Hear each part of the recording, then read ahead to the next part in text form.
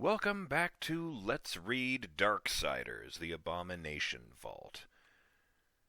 I'm BurningDogFace, and when we last left off, War had found his target, or at least the building it resides inside, within the White City of Heaven, and Death was still making his way across the realm of the Crowfather, which was under heavy attack.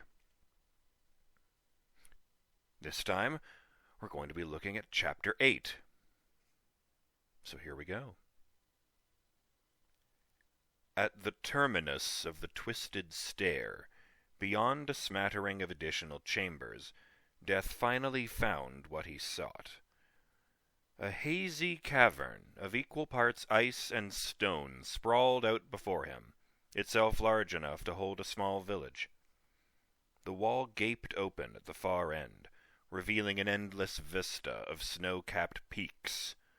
Rune-carved rings and crescents of metal, many of them hundreds of paces across, glowed with an inner light, and rumbled with a grinding of metal on stone as they slowly rotated in and around each other across that gap. Some sort of orrery or timepiece, Death assumed, though any hint of its ultimate purpose escaped him. From atop an array of columns, tiny against the creaking mechanism, but still massive enough, more crow sculptures loomed, glaring down with eyes of gleaming scarlet. And what they gazed upon was utter chaos. The ice-coated chamber swarmed with figures of brass and stone, scores of them pressed forward, advancing on a single goal. Death couldn't see their objective, not from where he stood, but he knew full well who it must be. Death hit the back of the formation, a veritable cyclone of blades. Harvester spun, metal parted, limbs and torsos, and spindles fell. He moved constantly, dancing through gaps in the line through which he should never have fit. Each time one of the constructs spun to strike back at whoever had just obliterated the soldier next to it, their enemy was already gone, turning someone else into so much scrap. The sheer press of numbers, however, meant Death could only push so far before he was hemmed in. When a formidable contingent of the automatons spun on their bases, turning to focus on the new danger from behind, he had no choice but to fall back several steps and reassess. "Go away, horseman!" The words were as rough and pitted as the stone of the walls, carried on an ancient and ill-used voice, yet they crossed the great chamber clearly. "I neither desire nor require your assistance." "You're welcome," Death shouted back. The resulting grumble, though audible, was impossible to interpret. Death warily surveyed the ranks of the enemy, drawing almost experimentally upon the necromancies at his beck and call. 3 skeletal hands rose from the floor, which rippled like water around them, rather than cracking like ice, and grabbed viciously at the constructs. The whirling spindles, however, proved too much for them. Powdered bone flew, accompanied by a high-pitched whine, and then the hands exploded into fragments. Summon the ghouls once more? The shambling corpses might occupy a few of the brass soldiers, but they'd be far too hemmed in to provide more than a mild distraction, and far too slow to compete with the flashing blades. And while he had plenty of other magics on which to draw, he found himself reluctant to call upon them here. He wasn't entirely certain that they wouldn't harm the Crowfather himself, or at least do substantial damage to his abode. And if they should fail to end the battle, he might find himself too exhausted to continue. So, no necromancy. He had to cross the battlefield. Death knew the sorts of powers the Crowfather could bring to bear, here in his own home. The pair of them, standing side by side, could easily repulse an army thrice this size. He scowled behind the mask as he casually parried the first attack to come his way, ignoring the sparks that rained over him as brass blades skittered over Harvester. Yes, they could repulse the attack with relative ease, but only if he could get over there.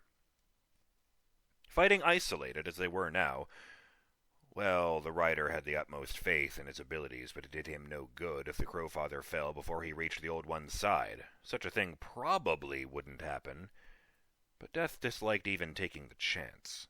So, how... Death backpedaled, drawing the back rank of construct soldiers after him in loose formation. They weren't utterly mindless, these things. They approached slowly, carefully, wary of some trap or trick. Harvester rippled in his hands, becoming a thin spear, more than twice Death's own height. He took a few sharp jabs at the advancing enemy, as though determined to keep them at length. And then he flipped the spear to an underhand grip, hefted it, and hurled the massive projectile as if it were the lightest of javelins.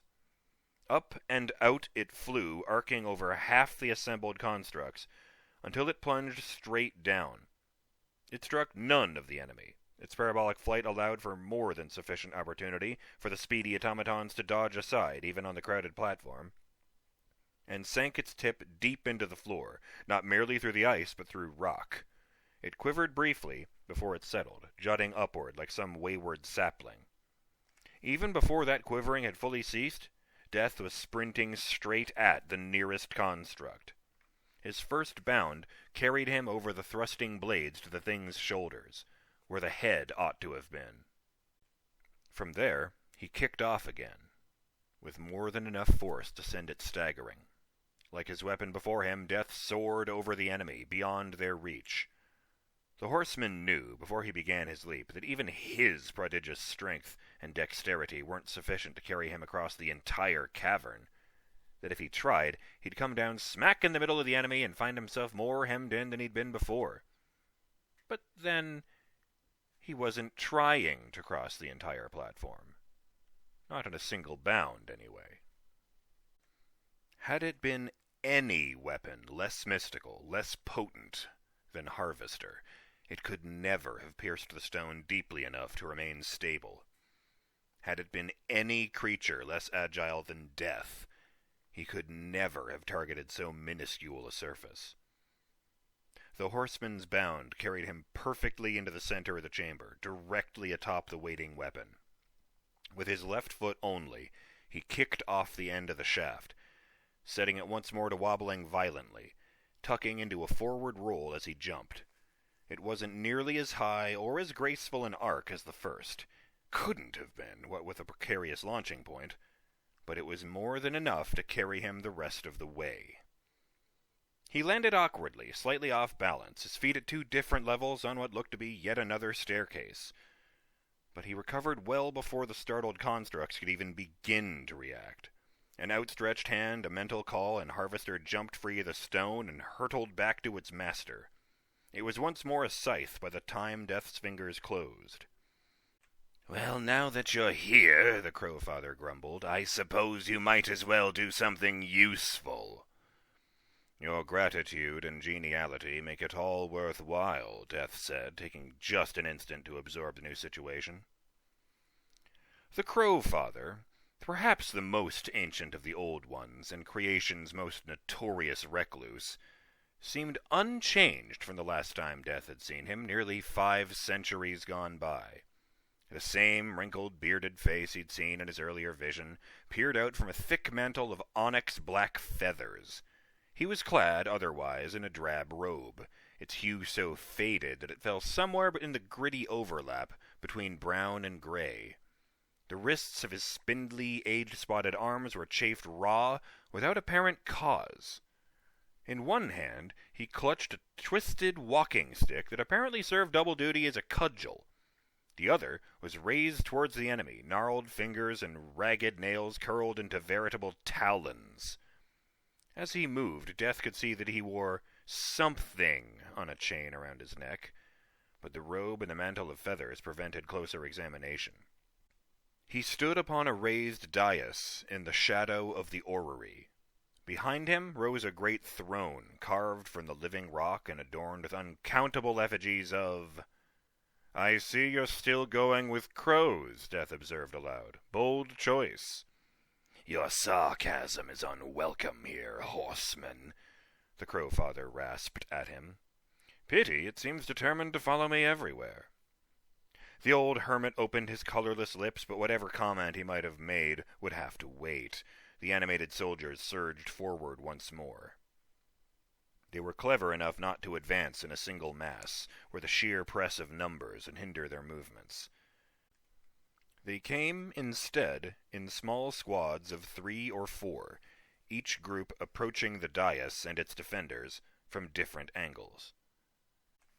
The bulk of the constructs waited at the base of the dais' steps, ready to plug the gap should any of their brethren fall.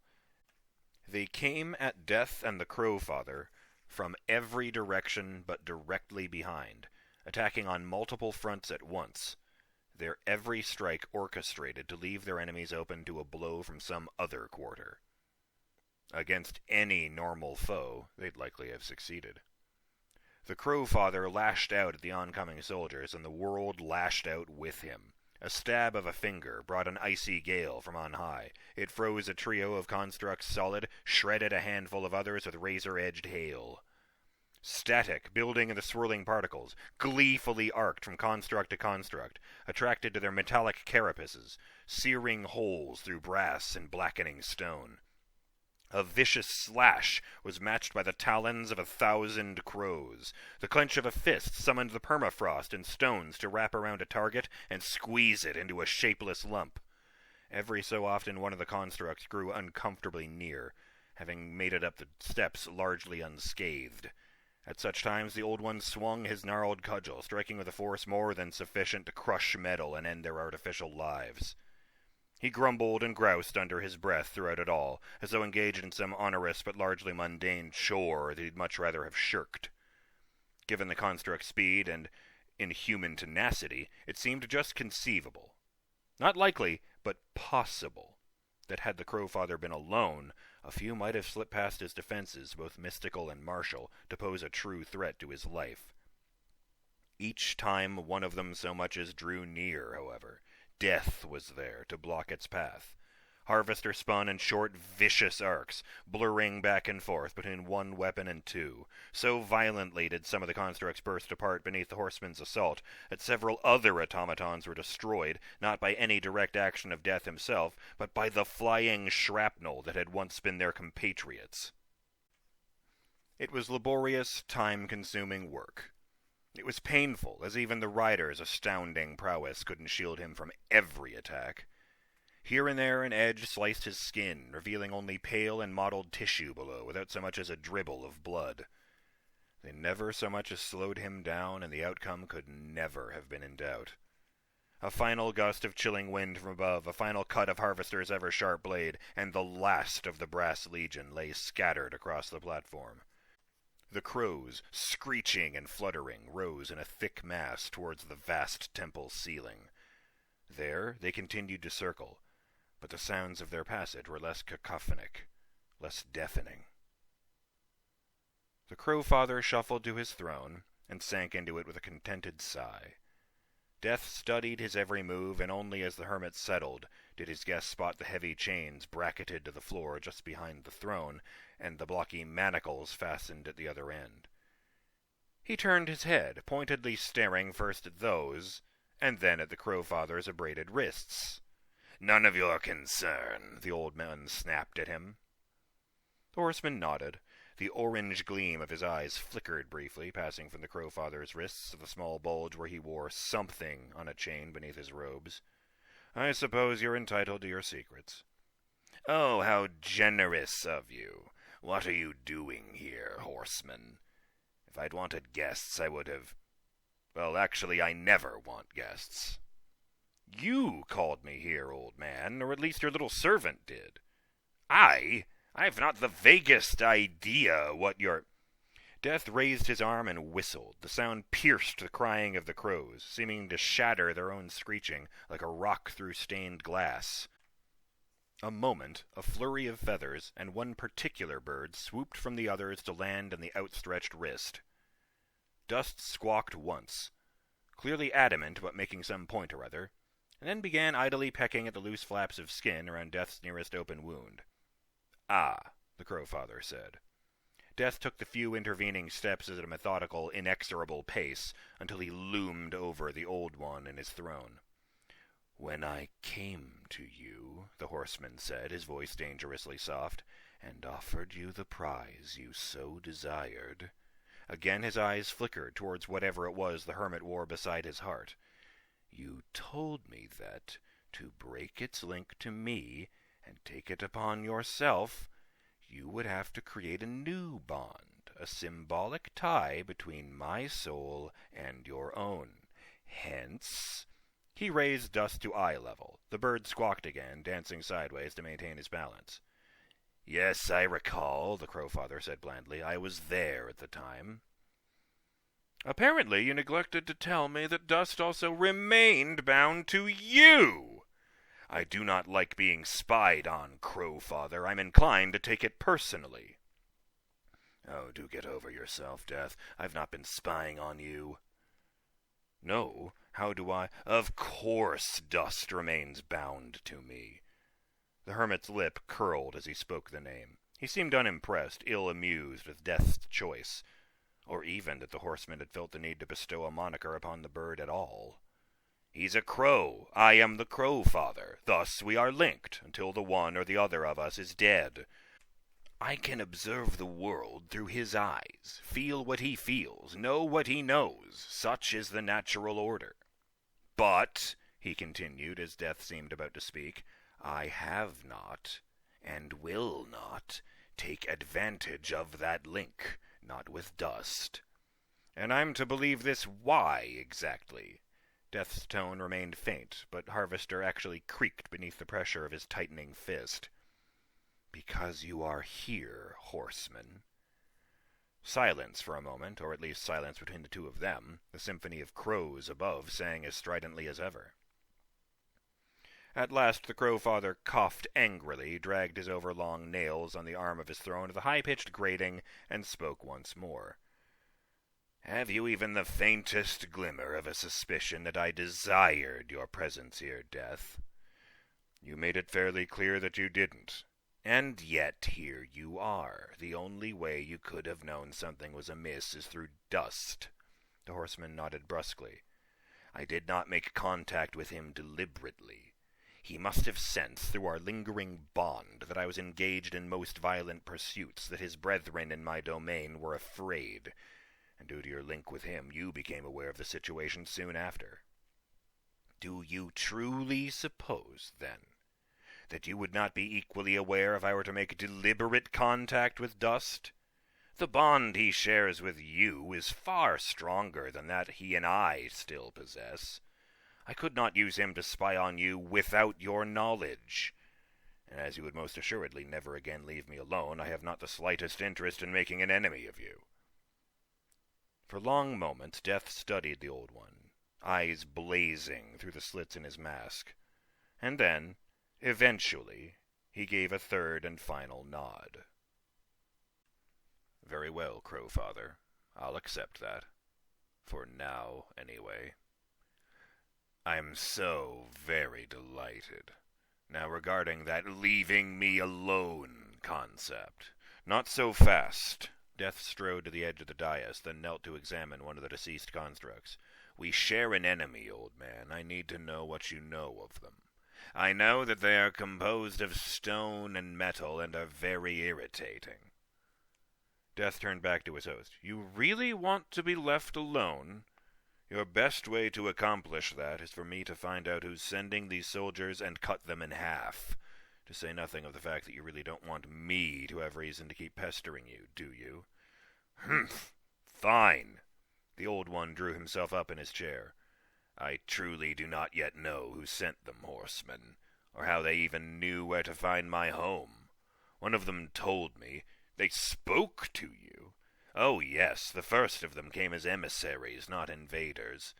They wished to consult me on lore that nobody else had proved able to share with them." Death felt a chill, colder even than his own dark soul, flutter like one of the hermit's crow feathers against the back of his neck.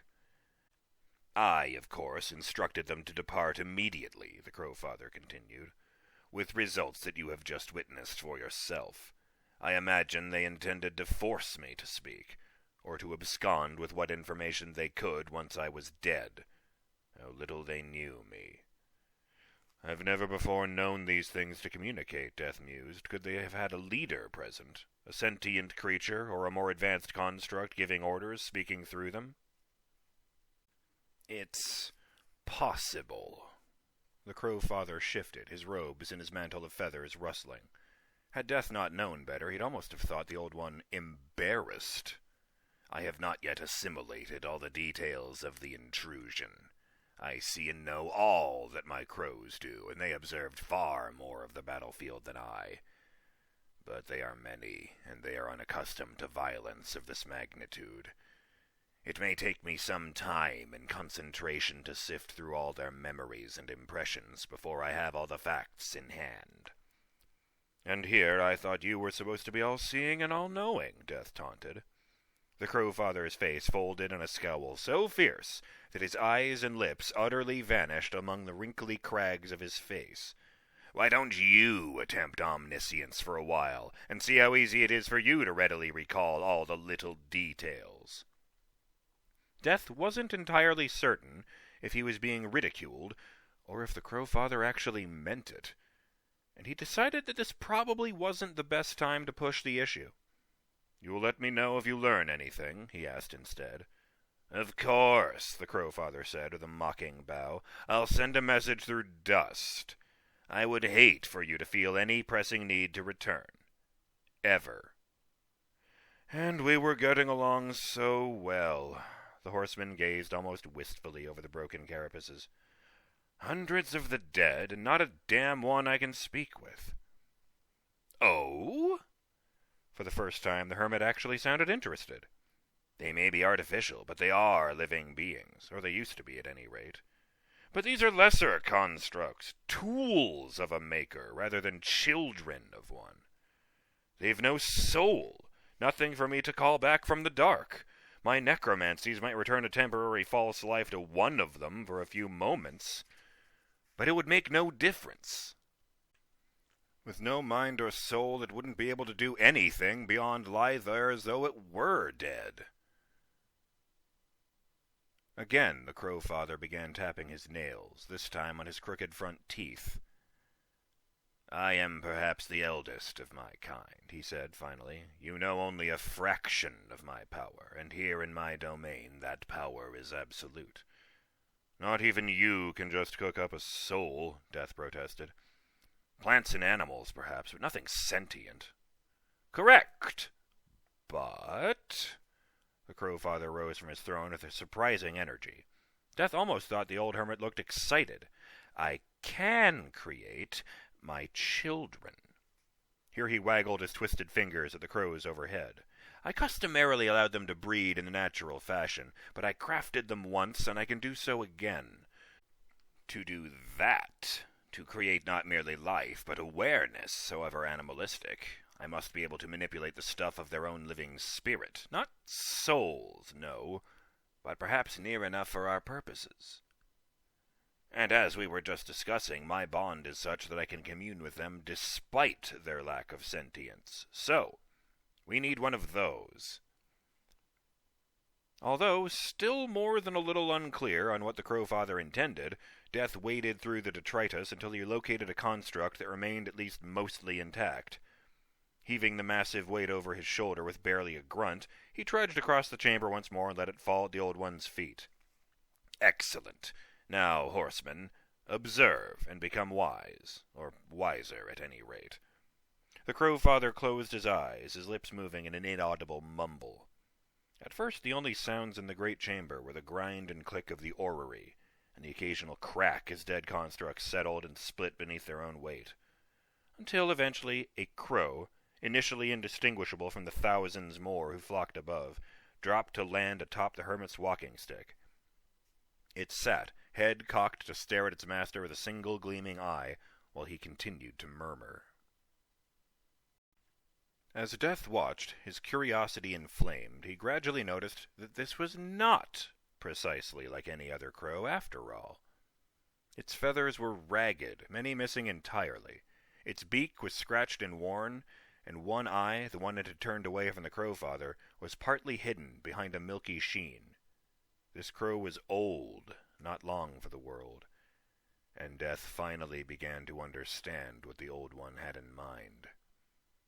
It had, to his knowledge, never before been tried, probably could not be tried anywhere but here, in the core of the Crowfather's power. And certainly, Death reluctantly had to admit, it would never have occurred to him to make the attempt. The bird bobbed its head once, in what the horseman could have sworn was a deliberate nod. The horseman held up a hand into which the crow hopped, and then cupped it tight in his other. His eyes squeezed more tightly still, until it seemed the lids must fuse, and then snapped wide open.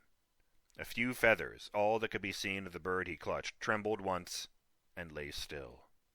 "Haste is essential now," the Crowfather announced. "I can only hold the crow's spirit a few moments before it must dissipate as any animal's would. Weave your necromancies, rider of the Charred Council. Summon life, however temporary, however meaningless, however mindless, to this artificial creature, and I will provide the necessary essence." Death had never practiced his magics on a soulless construct before. He'd never had cause, as he'd explained, without a spirit or a mind. There was precious little difference between dead metal or living metal.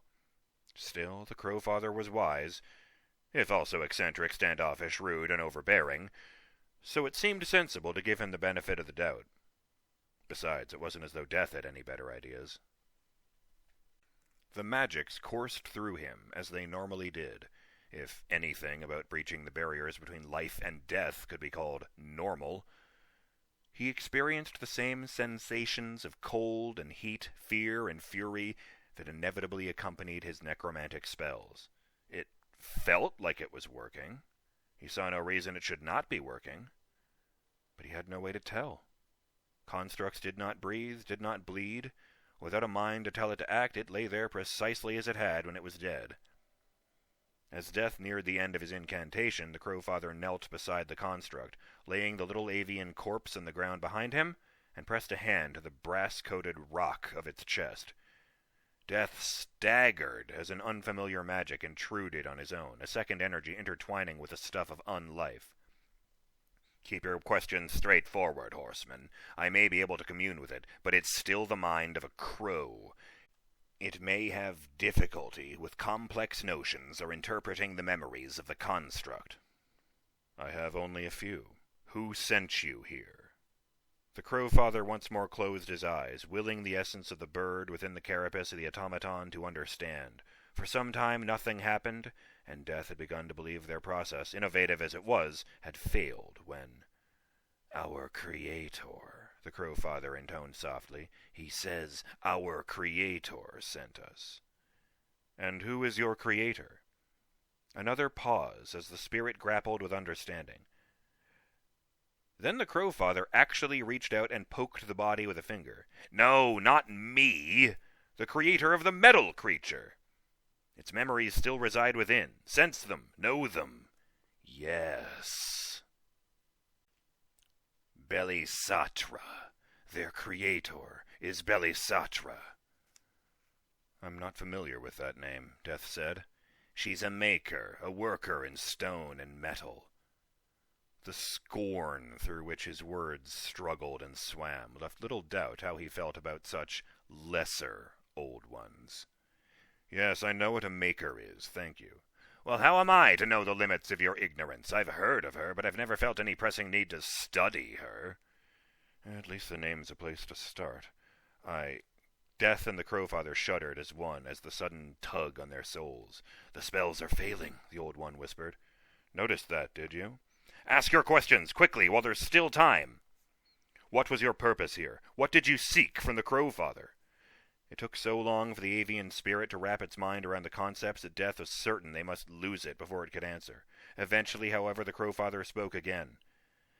"Some of the most ancient of lore, the means of awakening the relics of the slaughtered ones." Even had the magics not been failing already, they would have ended at that moment. For the horseman's concentration shattered like crystal on an anvil.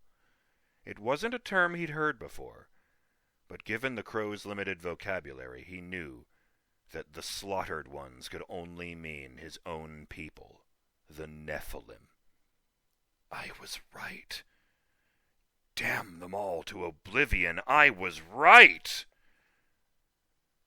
Death spun with an abrupt cry, hefting the construct, once again an empty, lifeless shell, and hurling it across the chamber. It crashed into one of the standing pillars, marring several of the ancient carvings.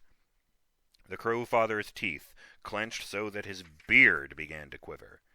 The enemy hasn't inflicted enough damage on my home. You feel the need to assist them. The horseman stood, shoulders heaving. The need to lash out burned in his soul. Harvester was in his hand, and he couldn't even recall summoning the weapon. Slowly, deliberately, he forced himself to calm and thought, later. Plenty of time for anger later.